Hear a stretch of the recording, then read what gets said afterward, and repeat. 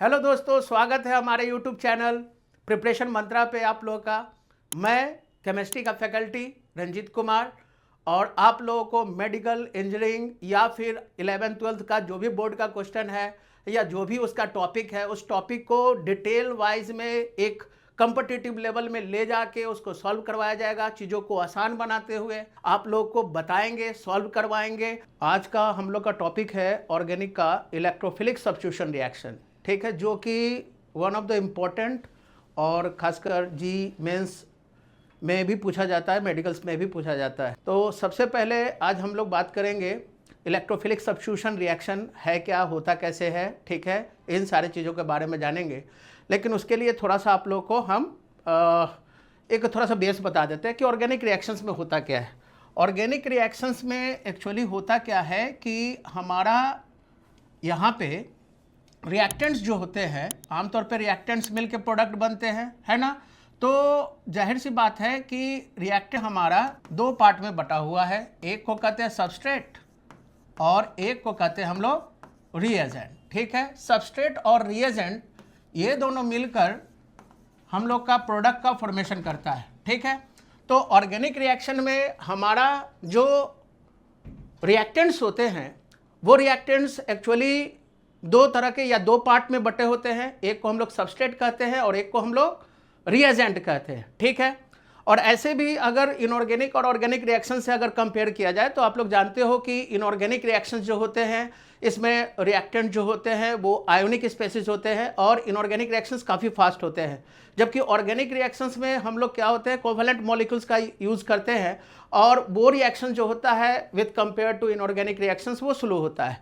तो ये जो ऑर्गेनिक रिएक्शंस होते हैं इसमें भी रिएक्टेंट से प्रोडक्ट बनता है, लेकिन हमारा जो रिएक्टेंट्स होते हैं वो दो तरह के होते हैं। एक को हम लोग कहते हैं सबस्ट्रेट और एक को कहते हैं रिएजेंट, और सबस्ट्रेट और रिएजेंट आपस में रिएक्ट करके प्रोडक्ट का फॉर्मेशन करते हैं। अब जाहिर सी बात है कि सबस्ट्रेट का मतलब क्या हुआ, है ना। तो सबस्ट्रेट का मतलब हुआ कि वो स्पेसिस, वो रिएक्टेंट स्पेसिस जिस पे अटैक होता है, या फिर वो स्पेसिस जो साइड प्रोवाइड करता है रिएजेंट को कि आओ आके हम पे क्या करो, अटैक करो। तो रिएजेंट मॉलिक्यूल जो हो गया ये अटैकर हो गया, यानी सबस्ट्रेट पे जो अटैक करता है उसको रिएजेंट कहते हैं, और रिएजेंट के लिए जो साइट प्रोवाइड करता है कि आओ हम पे अटैक करो, है ना, हम तुम्हारे लिए फेवरेबल साइट उपलब्ध करके रखे हुए हैं, तो उसको जनरली हम लोग सबस्ट्रेट कहते हैं। तो सबस्ट्रेट का मतलब आप लोग समझ गए कि सबस्ट्रेट का मतलब हो गया कि ये क्या करता है, ये साइट प्रोवाइडर है ना, यानी ये साइट प्रोवाइडर है, यानी ये साइट प्रोवाइड करता है किसके लिए, रिएजेंट के लिए। और रिएजेंट जो होता है वो होता है आप लोग का, है ना, रिएजेंट जो होता है ये आप लोग का अटैकिंग स्पेसिस होता है, ठीक है। यानी अटैकिंग स्पेसिस का मतलब कि जो अटैक करे, ठीक है, यानी जो अटैक करे सबस्ट्रेट के द्वारा प्रोवाइड किए हुए साइड पे, उसको जनरली हम लोग रिएजेंट कहते हैं। अब रिएजेंट जो होता है वो आप लोग का न्यूट्रल रिएजेंट्स भी होते हैं, आयोनिक रिएजेंट्स भी होते हैं। तो अगर हम लोग आयोनिक रिएजेंट्स की बात करें फर्दर, तो हमारा ये जो रिएजेंट होता है, खासकर हम लोग बात कर रहे हैं कैसे रिएजेंट की, आयोनिक रिएजेंट की। तो आयोनिक रिएजेंट हमारा दो पार्ट में बटा हुआ है, यानी दो तरह का होता है, ठीक है। हम लोग जानते हैं कि कोई भी आयन टूटता है तो वो कटायनिक स्पेसिस और अनायनिक स्पेसिस प्रोवाइड करता है। तो आयोनिक रिएजेंट जो होते हैं वो भी आप लोग के दो तरह के, यानी कटायनिक और अनायनिक स्पेसिस प्रोवाइड करेंगे। तो आयोनिक रिएजेंट दो तरह के होते हैं, एक को हम लोग कहते हैं इलेक्ट्रोफाइल्स, ठीक है, और एक को हम लोग कहते हैं न्यूक्लियोफाइल्स। तो हमारा जो आयोनिक रिएजेंट होता है वो दो तरह का होता है, एक को हम लोग इलेक्ट्रोफाइल्स कहते हैं और एक को कहते हैं न्यूक्लियोफाइल्स। अब जाहिर सी बात है कि इलेक्ट्रोफाइल्स किसको कहेंगे, इलेक्ट्रोफाइल्स का मतलब क्या हुआ, तो इलेक्ट्रोफाइल्स का मतलब हो गया, आप लोग देख रहे हो कि इस पे प्लस चार्ज है, तो प्लस चार्ज का मतलब ये बतलाता है कि ये इलेक्ट्रॉन डिफिशिएंट है। इलेक्ट्रॉन डिफिशिएंट है का मतलब कि अगर ये एक स्टेबल मॉलिक्यूल के फॉर्म में अगर आना चाहता है तो इसको अपना डिफिशियंसी को क्या करना होगा, दूर करना होगा। अब डिफिशियंसी किस कारण से इसके ऊपर आया है, तो प्लस साइन ये बता रहा है कि इसमें इलेक्ट्रॉन कम है। तो ये क्या करेगा, ये न्यूट्रल होने के लिए वो इस फिराक में रहेगा, सबस्ट्रेट के उस जगह पे अटैक करेगा जिस जगह पे इसको इलेक्ट्रॉन मिले। तो जाहिर सी बात है कि ये जो होता है इलेक्ट्रोफाइल्स, आप लोग कह सकते हो कि इलेक्ट्रोफाइल्स क्या है, तो इलेक्ट्रोफाइल्स जो होते हैं ये इलेक्ट्रॉन लवर इसको कहते हैं, ठीक है, इलेक्ट्रॉन लवर बोलते हैं इसको। और साथ ही साथ इलेक्ट्रोफाइल्स जो होते हैं, चूंकि इसको इलेक्ट्रॉन चाहिए, है ना, क्योंकि अपने डिफिशिएंसी को दूर करने के लिए इसके ऊपर जो प्लस चार्ज आ गया है, जिसके कारण इसके ऊपर इलेक्ट्रॉन डिफिशिएंसी जो आप लोग का आ गया है, तो उस इलेक्ट्रॉन डिफिशिएंसी को दूर करने के लिए जाहिर सी बात है कि इलेक्ट्रॉन की तलाश में रहेगा। यह चाहेगा कि जल्दी से हमको इलेक्ट्रॉन मिल जाए, और इलेक्ट्रॉन मिल जाए और हमारे ऊपर जो प्लस चार्ज आ गया है उस प्लस चार्ज को वो क्या करे, दूर करे, अपने जो इलेक्ट्रॉन की किल्लत इसके ऊपर हो गई है उस इलेक्ट्रॉन की किल्लत को ये दूर करे। तो इलेक्ट्रॉन की किल्लत को दूर करने के लिए ये क्या करेगा, इलेक्ट्रॉन लेगा।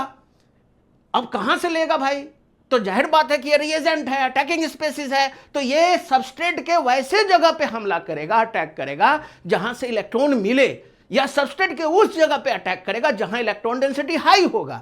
तो जाहिर सी बात है कि इसको इलेक्ट्रॉन लवर इसलिए कहते हैं, इसको इलेक्ट्रॉन से इसलिए प्यार होता है क्योंकि इलेक्ट्रॉन की किल्लत है। और आप लोग जानते हो कि जिसके पास जिस चीज की किल्लत होती है उससे इसको प्यार बढ़ जाता है। अब इसके पास इलेक्ट्रॉन नहीं है भाई, इलेक्ट्रॉन किसी ने ले लिया, या फिर इसने अब जानबूझकर अपना इलेक्ट्रॉन किसी को दे दिया, लेकिन डिफिशिएंसी आ गया तो अपने डिफिशिएंसी को दूर करेगा। और इलेक्ट्रॉन डिफिशिएंसी को दूर करने के लिए वो अटैक करेगा वैसे जगह पे जहां से इसको इलेक्ट्रॉन मिले। तो ऐसे केस में इसको हम लोग कहते हैं, चूंकि ये इलेक्ट्रॉन एक्सेप्टर हो गया, और इलेक्ट्रॉन एक्सेप्टर को एक और नाम हम लोग देते हैं, इसको हम लोग कहते हैं लुईस एसिड, ठीक है। तो जाहिर सी बात है कि जितने भी इलेक्ट्रोफाइल्स होते हैं इसको आप लुईस एसिड भी कह सकते हो, क्योंकि आप लोग जानते हो कि लुईस एसिड का मतलब क्या होता है। लुईस साहब ने एसिड और बेस को डिफाइन किया था इस आधार पे कि एक इलेक्ट्रॉन पेयर एक्सेप्टर होगा, एक इलेक्ट्रॉन पेयर डोनर होगा।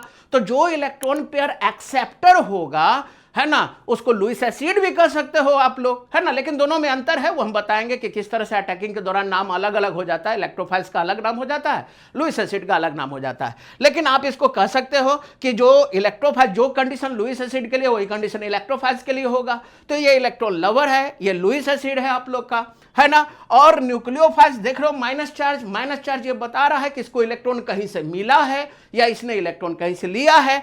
तो न्यूक्लियोफाइल्स जो होता है ना, ये इलेक्ट्रॉन रीच होता है। तो जाहिर सी बात है कि इलेक्ट्रॉन रीच जो होगा ये किस जगह पे अटैक करेगा, ये वैसे जगह पे अटैक करेगा जहां इलेक्ट्रॉन की किल्लत है, क्योंकि ये इलेक्ट्रॉन जो है वो इलेक्ट्रॉन सप्लायर है न्यूक्लियोफाइल्स। ये देखेगा कि कहां पे है भाई, गरीबी कहां है इलेक्ट्रॉन के मामले में, और जहां इलेक्ट्रॉन का मामले में गरीबी होगा, जो इलेक्ट्रॉन गरीब होगा, जिसको इलेक्ट्रॉन की जरूरत होगी, वहां प्रकट हो जाएंगे न्यूक्लियोफाइल्स। और प्रकट होके क्या करेंगे, अपना इलेक्ट्रॉन डोनेट करेंगे, उसके साथ जुड़ जाएंगे। तो जाहिर सी बात है कि इलेक्ट्रॉन रिच होता है आप लोग का। और साथ ही साथ इसको हम लोग क्या कहेंगे, इलेक्ट्रॉन डोनर कहते हैं, इलेक्ट्रॉन पेयर डोनर, क्योंकि इलेक्ट्रॉन है। तो जाहिर बात है कि जो रिच होगा उसमें डोनेटिंग टेंडेंसी आएगी, और जब डोनेटिंग टेंडेंसी आएगी तो इलेक्ट्रॉन डोनर होगा, और इलेक्ट्रॉन डोनर जो होगा, है ना, उसको हम लोग नाम देंगे क्या, ये काम कर सकता है किस चीज का, लुईस बेस का। तो जाहिर बात है कि जो कंडीशन लुईस बेस के लिए होगा, लुईस बेस भी इलेक्ट्रॉन पेयर डोनर है, न्यूक्लियोफाइल्स भी इलेक्ट्रॉन पेयर डोनर है। तो जाहिर सी बात है कि आप इसको लुईस बेस की तरह भी ट्रीट कर सकते हैं, और इलेक्ट्रोफाइल्स जो है उसको लुईस एसिड की तरह ट्रीट कर सकते हैं। ये इलेक्ट्रॉन लवर है, यानी अटैक करेगा कैसे जगह पे, इलेक्ट्रॉन डिफिशिएंट साइड पे। और न्यूक्लियोफाइल जो है वो कहां अटैक करेगा, इसका अटैकिंग साइड कहां होगा, कहां अटैक करेगा, तो ये अटैक्स ऑन कहां पे, electron deficient side, electron deficient side, ये इलेक्ट्रॉन डिफिशिएंट साइड पे अटैक करेगा। और इलेक्ट्रोफाइल्स कहां अटैक करेगा, तो ये अटैक्स ऑन, है ना, इलेक्ट्रॉन इफिशिएंट साइड, यानी जहां इलेक्ट्रॉन प्रचुर मात्रा में मिले, है ना, उस जगह पे ये अटैक करेगा। तो अभी आप लोग समझ गए कि ऑर्गेनिक रिएक्शन की शुरुआत किस तरह से होती है। शुरुआत इस तरह से होती है कि जिस तरह से रिएक्टेंट से प्रोडक्ट बनता है, ऑर्गेनिक रिएक्शन में भी रिएक्टेंट से प्रोडक्ट बनता है, और जाहिर सी बात है कि हमारा रिएक्टेंट जो है ऑर्गेनिक रिएक्शंस में वो दो हिस्सों में बटा हुआ है, एक को कहते हैं सबस्ट्रेट और एक को कहते हैं रिएजेंट। सबस्ट्रेट किसको कहते हैं? जिस जगह पे अटैक हो, कोई भी मॉलिक्यूल जहां पे अटैक करता है, जिस साइड पे अटैक करता है उसको हम लोग सबस्ट्रेट कहते हैं, यानी ये साइड प्रोवाइडर है आप लोग का। और रिएजेंट किसको कहते हैं? जो उस सबस्ट्रेट के द्वारा जो साइड प्रोवाइड किया जाता है, उस साइड पे अटैक करने वाले मॉलिक्यूल को हम लोग क्या कहते हैं? रिएजेंट कहते हैं, यानी अटैकिंग स्पेसिस को हम लोग रिएजेंट कहते हैं। और रिएजेंट जो होता है, खासकर आयोनिक रिएजेंट जो होता है, वो दो तरह का होता है, एक को इलेक्ट्रोफाइल्स कहेंगे, एक को न्यूक्लियोफाइल्स कहेंगे। तो इलेक्ट्रोफाइल्स का मतलब क्या हो गया? प्लस साइन है, आप लोग देख सकते हो, अगर प्लस साइन आ गया मतलब ये बता रहा है कि ये कटायोनिक स्पेसिस है, ये वैसे जगह पे अटैक करेगा जहां पे इलेक्ट्रॉन प्रचुर मात्रा में मिले, यानी ये खोजते रहेगा, ढूंढते रहेगा, कैसे साइट? ऐसा साइट ढूंढेगा जहां पे इसको इलेक्ट्रॉन मिले, और जहां इलेक्ट्रॉन इफिशिएंट साइट देखेगा वो वहां पे मंडराना शुरू करेगा अटैक करने के लिए। तो जाहिर सी बात है कि इलेक्ट्रोफाइल जो होगा वो कैसे साइट पे अटैक करेगा? इलेक्ट्रॉन इफिशिएंट साइट पे, है ना। ये इलेक्ट्रॉन से प्यार होता है, इसको इलेक्ट्रॉन लवर होता है ये, और इसको लुईस एसिड की उपमा दे सकते हैं हम लोग, लुईस एसिड कह सकते हैं। और न्यूक्लियोफाइल जो है वो इलेक्ट्रॉन रिच होता है। पहचानेंगे कैसे? तो जहां पे माइनस साइन अगर आएगा, अनायोनिक स्पेसिस होगा, तो आप इसको न्यूक्लियोफाइल्स की तरह ट्रीट कर सकते हैं, और जहां प्लस साइन आएगा, है ना, उसको हम लोग इलेक्ट्रोफाइल्स की तरह ट्रीट करेंगे। तो इलेक्ट्रोफाइल्स के लिए हम लोग कह सकते हैं कि इलेक्ट्रॉन लवर है, attacks on electron efficient site, Lewis acid हो गया। और न्यूक्लियोफाइल्स की जहां तक बात करेंगे तो न्यूक्लियोफाइल जो हो गया ये इलेक्ट्रॉन रिच हो गया, यानी इलेक्ट्रॉन है इसके पास और ये डोनेट करना चाहता है किसी को, इलेक्ट्रॉन डिफिशिएंट एटम को या ग्रुप ऑफ एटम को ये डोनेट करना चाहता है। तो जाहिर सी बात है कि इलेक्ट्रॉन रिच हो गया, इसको आप लोग लुईस बेस कह सकते हैं। और ये कैसे जगह पे अटैक करेगा? ये ऐसे जगह पे अटैक करेगा जहां इलेक्ट्रॉन डिफिशिएंसी हो। ठीक है बच्चों, तो यहां पे हम लोग समझ गए इलेक्ट्रोफाइल्स और न्यूक्लियोफाइल्स।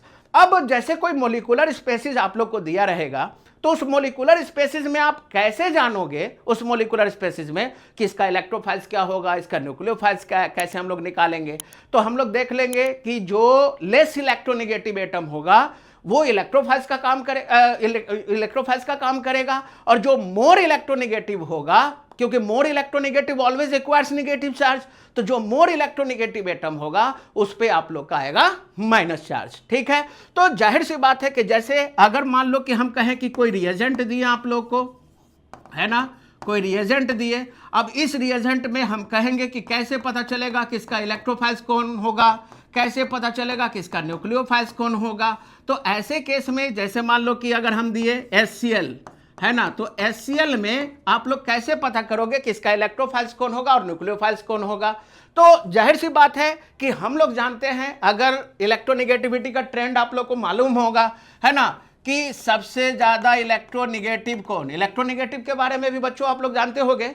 इलेक्ट्रोनेगेटिव का मतलब क्या हुआ कि ये एटम में टेंडेंसी होता है to attract the bonded pair of electron towards itself, यानी किसी भी मॉलिक्यूल में जो बॉन्डेड एटम होता है उस बॉन्डेड एटम में ये टेंडेंसी होता है कि वह बॉन्डेड पेयर इलेक्ट्रॉन को अपनी तरफ अट्रैक्ट करता है, और बॉन्डेड पेयर इलेक्ट्रॉन को अपनी तरफ अट्रैक्ट करने की टेंडेंसी को ही हम लोग इलेक्ट्रोनेगेटिविटी कहते हैं। तो सबसे ज्यादा इलेक्ट्रोनेगेटिव कौन होता है आप लोग का? फ्लोरीन, उसके बाद ऑक्सीजन, उसके बाद नाइट्रोजन। नाइट्रोजन और क्लोरीन दोनों का इलेक्ट्रोनेगेटिविटी, है ना, सेम होता है आप लोग का। ये अलग बात है कि नाइट्रोजन का साइज छोटा होता है और क्लोरीन का साइज बड़ा होता है, इस कारण से नाइट्रोजन थोड़ा ज्यादा होता है, लेकिन नियर अबाउट दोनों का वैल्यू सेम होता है। तो याद रखिएगा कि सबसे ज्यादा इलेक्ट्रोनेगेटिव कौन?